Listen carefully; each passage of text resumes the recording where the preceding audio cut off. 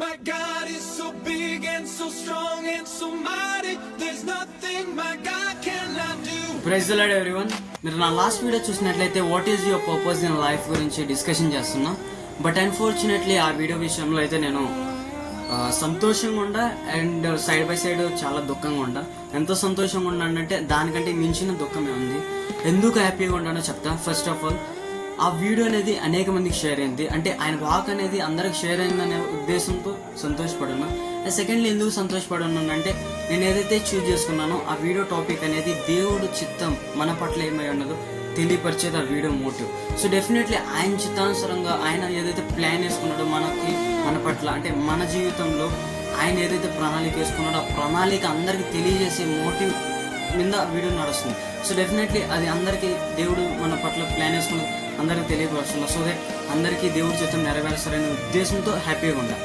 And side by side ఎందుకు దుఃఖంగా ఉన్నానంటే ఆ వీడియో కింద నేను మీకు కామెంట్ చేయమన్నా. అంటే ఆ వీడియో కనిచ్చి నేను నిజంగా చెప్పాలంటే మీ కనిచి ఒకటి ఎక్స్పెక్ట్ చేస్తున్నాను. ఏంటంటే మీరు మీ జీవితంలో మీ పర్పస్ ఏంటో, మీ చిత్తం ఏదైతే ఉందో ఆయన వేసుకున్న ప్లాను మీరేమనుకుంటున్నారు అనేది తెలియజేయమన్నా.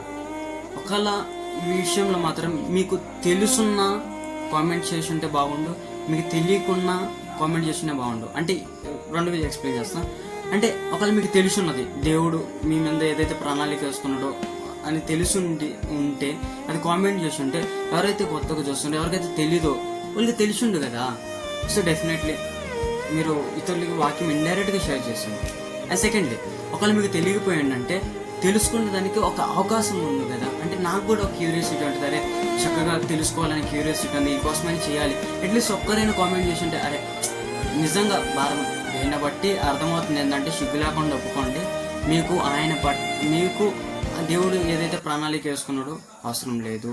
ఒకటి మీది బ్రతికేందంటే సిగ్గులేని బ్రతుకు, తిన్నమా తిరిగినమా పండుకున్నామా కానా పిన్నా సోనా, ఇదే మన బ్రతుకు. అదే మళ్ళీ పోయి పండుకున్నామా లేచినమా మళ్ళీ అదే కాలేజు అదే బడి లేకపోతే అదే పని, ఇదే ఇంకా లైఫ్ స్టైల్. ఒక డౌట్ రైజ్ అయిందంటే మన మైండ్లో అరే రిగ్రెట్ అవ్వాలి, అరే ఏందిరా నా బ్రతుకు, అరే నేను పుట్టినా నేను ఒక ఆడిపోతున్నాం చనిపోయిన తర్వాత, అరే ఎందుకు బ్రతుకుతున్నాం, ఎందుకు పని పోతున్నాం, ఎందుకు ఈ పరుగు ఎందుకు నడుస్తుంది, అసలు ఏం జరుగుతుంది. ఒక క్వశ్చన్ రైజ్ అయిన తర్వాత కూడా రిగ్రెట్ అవ్వటం లేదంటే అసలు మెమరీ నిజంగా దొరికింది. ప్రీవియస్లో ఓల్డ్ టెస్ట్మెంట్ అనేది ఒక బుక్ ఉంటుంది హోలీ బైబిల్లో. సో దాంట్లో ఏముండి ఉంటుంది అంటే కళ్ళు ఉండే బట్ కనపడు, చెవులు ఉండే వినపడుతుంది.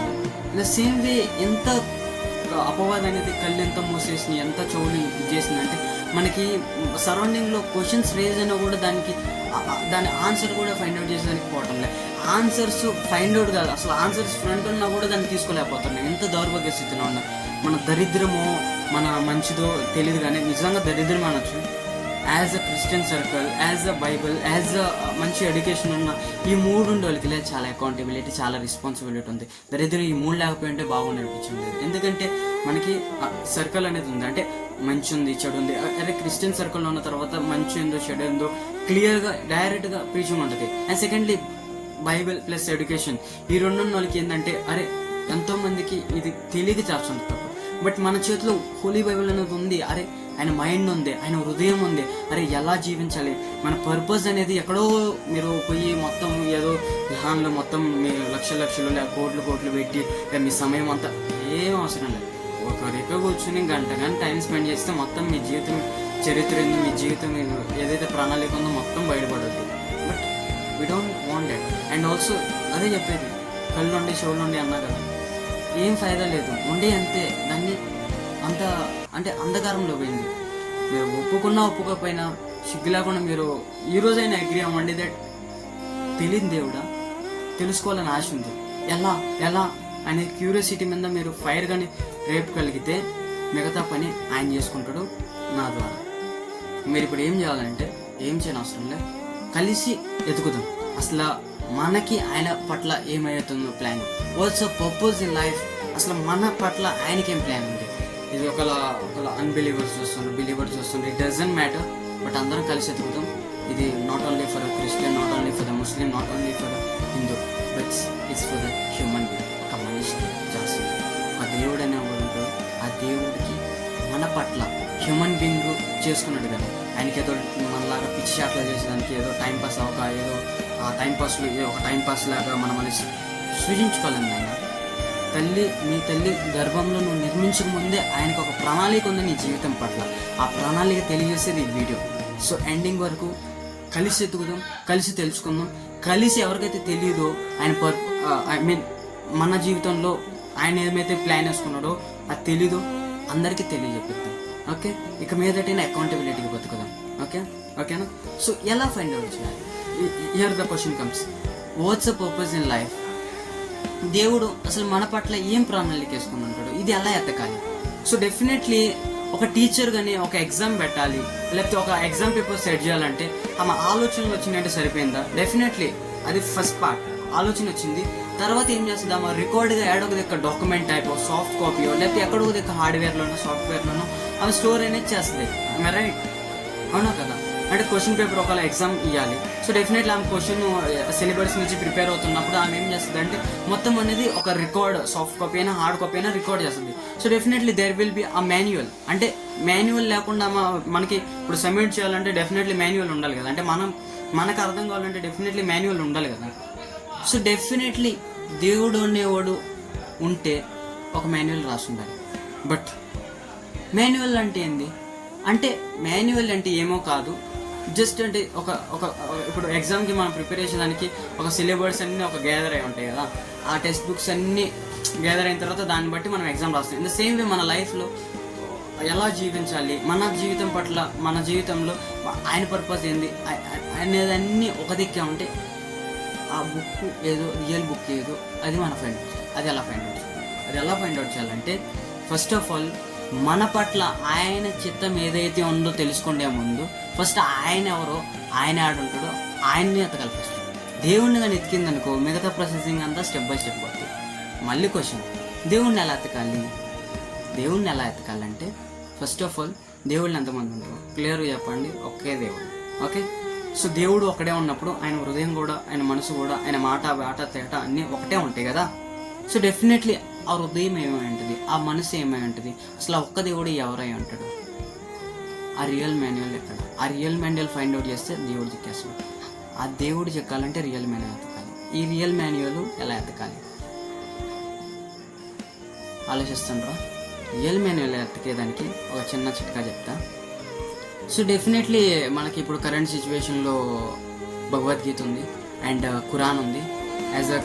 అంటే నా పాయింట్ ఆఫ్ వ్యూ అంటే నేను క్రిస్టియన్ కాబట్టి నేను బైబిల్ని హైలైట్ చేస్తున్నాను అనేసి అనుకోకుండా live it all things. Real manual ఏందో ఫైండ్ అవుట్ చేసేదానికి మిగతా అవన్నీ మనం తిరగాలి. ఓకే, సో అంటే ఇప్పుడు మనం ఫస్ట్ దేవుడిని ఎతికేదానికి ప్రాసెసింగ్లో ఉన్నాం.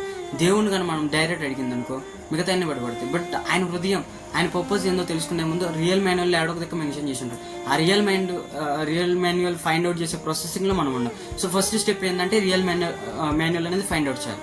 ఓకే, సో ఎలా ఫైండ్ అవుట్ చేయాలి? ఇది డెఫినెట్లీ మన మెదడుతో, మన బ్రెయిన్తో కానీ ఫైండ్ అవుట్ చేసడానికి పోతే డెఫినెట్లీ మన గ్రౌండ్ ఫాల్ అవుతాం. సో దీనికి కూడా ఎవరితో హెల్ప్ కావాలి? అది ఎవరితో కావాలి? దేవుడిదే కావాలి. డెఫినెట్లీ ఆయనకి మీరు ఒప్పుకోకపోయినా ఆయనకి ఎవరికైనా జ్ఞానం కొద్దిగా ఉంటే విస్తారంగా అడిగిన ఎడల ఇవ్వబడుతుందని రియల్ మాన్యువల్ చెప్తుంది. సో డెఫినెట్లీ మీకు నాలెడ్జ్ తక్కువ ఉంటే ఆయన అడగమన్నాడు కాబట్టి అడగాలి కదా. సో డెఫినెట్లీ అడగకుండా అమ్మాయిని అన్నం పెట్టదు అంటుంది కదా. బట్ అయినప్పటికీ నువ్వు వద్దనుకున్నా, నీ జీవితంలో నీ పర్పస్ ఏందో, ఆయన ఏదైతే ప్రణాళిక వేసుకున్నాడో నువ్వు వద్దనుకున్న ఇన్నిసార్లు నా ద్వారా నీతో మాట్లాడుతుండో అంత మంచి దేవుడు. నువ్వు వద్దనుకున్న ఇన్నిసార్లు నీతో హెచ్చరిస్తుండంటే నీ మరణం ఎప్పుడు వస్తుందో తెలీదు, ఆయన రాకడ ఎప్పుడు వస్తుందో తెలీదు. ఈ రెండుగానే వస్తే నీ పరిస్థితి ఏందో నీకే వదిలేస్తుందో. సో అవన్నీ రెండు రాకముందే నీ కాడికి ఈ వీడియో చేరిందంటే నువ్వు నిజంగా ధన్యుడివి. ఎప్పుడైనా ఇచ్చైనా ఇక మీదటైనా చక్కగా బ్రతికేదానికి ప్రయత్నిస్తాం. మన పర్పస్ ఏందో తెలుసుకొని ఆ పర్పస్ ప్రకారం జీవించడానికి ప్రయత్నిస్తాం. అండ్ ఆల్సో మనకి ఆయన ఏదైతే బహుమతులు లేకపోతే ఏమైతే అనుకున్నాడో అవన్నీ నెరవేర్చుకుంటా పోతాం. So real manual find out చేసడానికి ఫస్ట్ మనం ముందు పెట్టుకోవాల్సింది మేజర్ బుక్స్ ఇప్పుడు రన్నింగ్ ఉన్నాయి ఏంటంటే Bhagavad Gita, Quran and Bible. So ఈ మూడు చదవాలి. ఇంత పెద్ద ఈ మూడు చదవాలంటే వెయిట్ ఎ మూమెంట్, నువ్వు 10th వరకు అని చదువుకుంటావు కదా. 10th వరకు నేను అంటే ఇప్పుడు 7 సబ్జెక్ట్స్ ఉంటాయి, 7 సబ్జెక్ట్స్ ఉంటాయి, అరౌండ్ 6 సబ్జెక్ట్సే పెట్టుకుంటున్నా. 6 × 10 60 బుక్స్, 60 పుస్తకాలు చదివిన మొత్తం టెంపరరీ జీవితానికి. సిగ్గుపట్టాలి. 60 పుస్తకాలు నువ్వు టెంపరీ జీవితంలో రేపు ఉంటుందో ఉండదో అని గ్యారంటీ లేని బ్రతుకు మీదే అంత టైము అంత బుక్స్ ఇన్వెస్ట్ చేస్తే ఇంకో జీవితం ఉంది, ఇంకో నీ పర్పస్ ఏందో తెలుసుకోవాలని పోతుండు. ఆ మాత్రం 3 బుక్కులు చదవలేవా? 60 బుక్కులు ఆడా 3 బుక్కులు ఆడండి, ఏం సిగ్గుపట్టాలి. Okay, leave it. చదువుతారని భావిస్తున్నా, ఎందుకంటే మీకు సిగ్గు ఉంది. ఎన్నిసార్లు తిట్టినా కూడా లేదు, మనం వాడు తిట్టేవాడు తిడతాడు, వాడు వీడియోలు చేసుకుంటాడు, మనకి మాత్రం మనం చాలా బిజీ అది ఇది అంటే మొక్కలు ఎరగొట్టి మొక్కలే పెడతాడు అయినట్టు పెట్టాలి. ఇప్పటికైనా 2వ రాకడ వచ్చింది, సిద్ధపడడానికి ప్రయత్నిద్దాం, సరేనా? సో ఎలా ఫైండ్ అవుట్ చేయాలి? సో ఫస్ట్ స్టెప్ ఏంటంటే భగవద్గీత చదవాలి, సెకండ్ ఖురాన్ చదవాలి, తర్వాత బైబిల్ చదవాలి. ఈ 3 చదువుతున్నప్పుడు మీరు గుర్తుపెట్టుకోవాల్సింది ఏంటంటే ఇది history, geography, science, mystery and other facts అన్నిటికీ కనెక్ట్ అయి ఉండాలి. ఇది కానీ కనెక్ట్ అయ్యి ఉంటే దాంట్లోనే దేవుడు ఉన్నాడు, అదే రియల్ మాన్యువల్. ఈ 5 కానీ ఆ పుస్తకాలు ఏదైనా ఒకటి పర్లేదు, ఖురాన్ అయినా అగ్రి, ఒకవేళ భగవద్గీత కానీ నువ్వు కానీ కనెక్ట్ చేయగలిగితే 5 దాంతో అగ్రి, ఒకవేళ బైబిల్ అయితే బైబిల్, ఏదైనా పర్లేదు, బట్ ఈ 5 మాత్రం కనెక్షన్ ఉండాలి. ఇది గుర్తుపెట్టుకో. ఒకవేళ ఈ కానీ కనెక్షన్ పై పెట్టుకుని ప్రూవ్ చేయగలిగితే మాత్రం I'm ready to face. Okay, so మనకి రియల్ మాన్యువల్ చిక్కేసింది అంటే చిక్కలం వెతుకుతున్నాం. ఓకే, ఈ 5కి కనెక్ట్ చేసుకుంటా కానీ ఫైండ్ అవుట్ చేసిన ప్రాసెసింగ్లో మీకు చిక్కిన ఒకే ఒక గ్రంథం, ఆ గ్రంథంని ఇప్పుడు డెప్త్లో పోయి ఎలా స్టడీ చేయాలి అనే దాని గురించి ఫర్దర్ వీడియో చేస్తాం. బట్ డెఫినెట్లీ ఇంకా మీకు క్వశ్చన్స్ ఉంటాయి, భగవద్గీత ఎలా చదవాలి, ఖురాన్ ఎలా చదవాలి, బైబిల్ అనేది ఎలా చదవాలని రాబోయే రోజుల్లో చక్కగా మంచిగా ఎలా చదవాలి, అర్థం ఎలా చేసుకోవాలి, దాన్ని సైన్స్కి, హిస్టరీకి, మిస్టరీకి, ఇంకా అదే ఫ్యాక్ట్స్, జనరల్ నాలెడ్జ్, జీకే, వీకే ఇంకా ఏదైతే ఉండయో మొత్తం తగిలేసుకో. అన్నిటికీ మాత్రం తల్లి అనేదే రియల్ మాన్యువల్, దానికి మించింది ఇంకా రాబోతుంది. సో డెఫినెట్లీ రియల్ మాన్యువల్ చిక్కిన తర్వాత మన పని ఏంటి? డెఫినెట్లీ రియల్ మాన్యువల్లోనే కదా, అంటే ఇప్పుడు ఆయన హృదయం, ఆయన మొత్తం మైండ్ అనేది అంతా రియల్ మాన్యువల్ అంటుంటుంది. సో మన పర్పస్ కూడా దాంట్లోనే ఉంటుంది. ఫస్ట్ స్టెప్, ఫస్ట్ ఆయన విజ్డమ్, జ్ఞానం అడగదాం. Second real manual find out చేద్దాం. ఆ రియల్ మాన్యువల్ ఇచ్చే మన పర్పస్ ఏంటో ఆయన హృదయం నుంచి తెలుసుకునేదానికి ప్రయత్నిద్దాం. సో ఐ హోప్ అర్థమైంది అనుకుంటా. ఇంకా ఏమైనా క్వశ్చన్స్ ఉంటే, ఇంకా ఏమైనా తెలుసుకోవాలని ఉంది, అండ్ మీ పట్ల మీ జీవితంలో ఆయన ప్రణాళిక ఏదైతే ఉందో తెలుసుకోవాలి, అండ్ మీకు ఇంకా ఏమన్నా అనిపిస్తుంది అని అంటే మొత్తం కామెంట్లో చేయండి.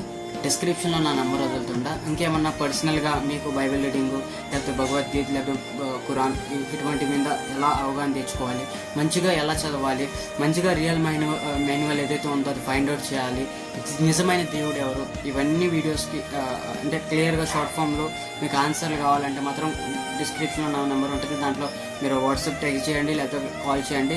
కలిసి మీ పర్పస్ ఏంటో తెలుసుకుందాం. మీ పర్పస్ కాదు, మన పర్పస్ ఏంటో తెలుసుకొని దాని ప్రకారం జీవిస్తాం. టీచర్గానే సెట్ చేసినట్టు ఎగ్జామ్ రాస్తే పాస్ లేదా ఫెయిల్, మన జీవితంలో కూడా ఆయన పట్ల మనకి ఆయన ఏదైతే ప్లాన్ వేసుకున్నాడో దాని ప్రకారం మనం జీవించకపోతే ఆయన టీచర్ ఎలాగైతే ఫెయిల్ చేస్తుందో మనది కూడా ఫెయిల్.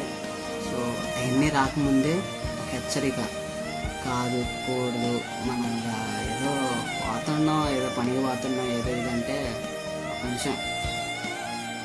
నిమిషం టైం లేదని వాళ్ళకి. నువ్వు నిద్రపోయేది 6-7 గంటలు, దాంట్లో 8 గంటలు, మళ్ళీ పనికి 2 గంటలు, ఎన్ని పోగా నీకు టైం మిగులుద్ది. కాదు కూడదని పర్సనల్ ఉండే జీవితానికి ఎంత చేస్తున్నావు అంటే ఇంకో జీవితం ఉందని బ్రతుకుతుండ చేయమనిలే. ఒకళ్ళు క్రిస్టియన్స్ వచ్చిందంటే మీకు కూడా చెప్పకుండా మీకు రగడే చెప్పిన మాటిని, మీకు బైబిల్ ఉంది, చక్కగా సరెండరింగ్ ఉంది, దానికి డబుల్ పనిష్మెంట్. నేను చెప్పేది వినండి అమ్మ, దానికి మించిన పనిష్మెంట్లే మనకి వరస్ట్ సిచ్యువేషన్ ఉంటాయి.